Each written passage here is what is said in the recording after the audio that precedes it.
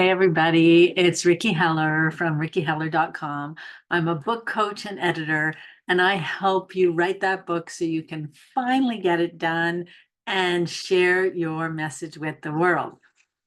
Well, today I want to continue the discussion about how really to put your book together, because we've been talking about the different parts of the book planning process and the structuring process and what you actually need to do before you even start to write the book. So in one video, I talked about your main message. What is it you want your book to say? Then we talked about the structure of the book. How are you going to organize those ideas? How are you going to create some kind of logical order out of the chaos of ideas? And then today I want to talk about what I think is the third most important thing to do before you start writing, which is to consider your audience. Who is your readership? Who are the people that you want to reach who will pick up the book and actually read it, and for whom the book will have the biggest impact? So when I talk to people who are thinking about writing a book and I say, so who's this book for? One of the most common answers I get is, well, it's for everybody, right? Because we want to think that our book is going to be appealing to everybody. But every author and every good writer actually takes time to think about, who is this book really for? And they narrow down an ideal reader. If you have worked through this process in business, it's the idea of your ICA or your ideal client avatar, where you niche down to a particular group of people who are the ones who will most benefit from your book.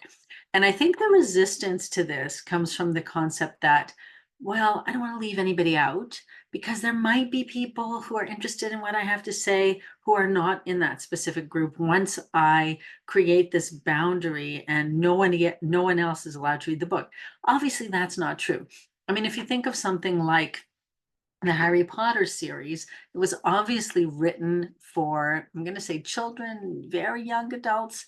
But I read Harry Potter. All of my friends read Harry Potter. So it wasn't restricted to that particular audience, but that was the audience for whom it was written. And that's who J.K. Rowling was thinking about when she put the words on her page. Not that I can read her mind, but I'm assuming because that's the process that pretty much every author takes. So how do you decide who your book is for?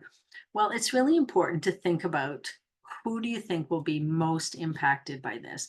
And one way for a lot of people, depending on the topic, is to think about who you were several years ago, because often we're writing for our former self, especially in the world of like health, self-help, self-development.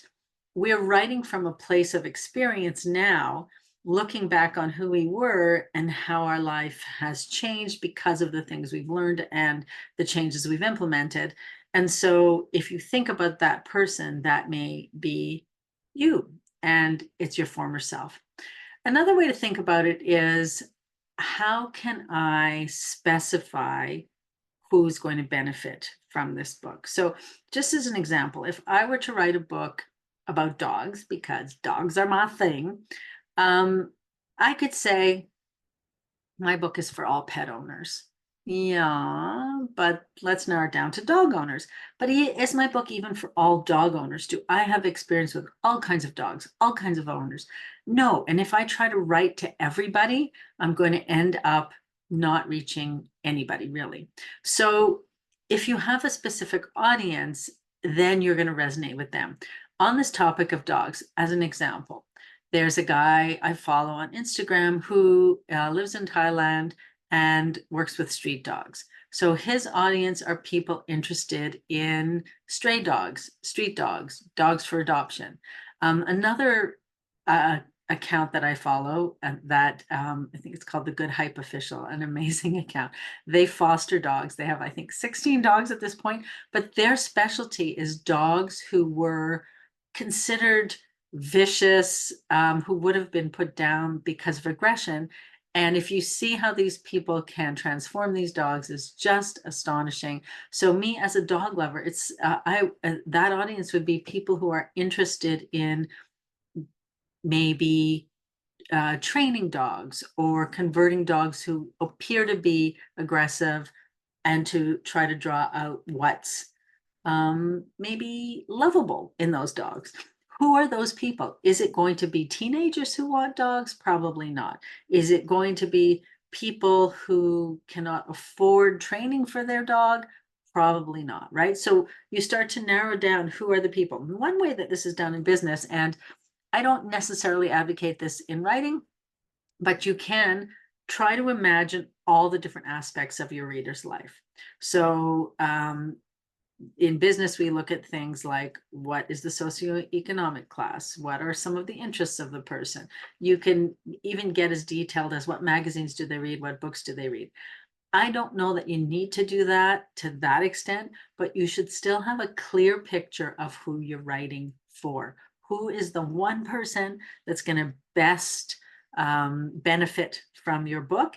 And once you have that vision in your head, once you have that person in your head, that's who you write for.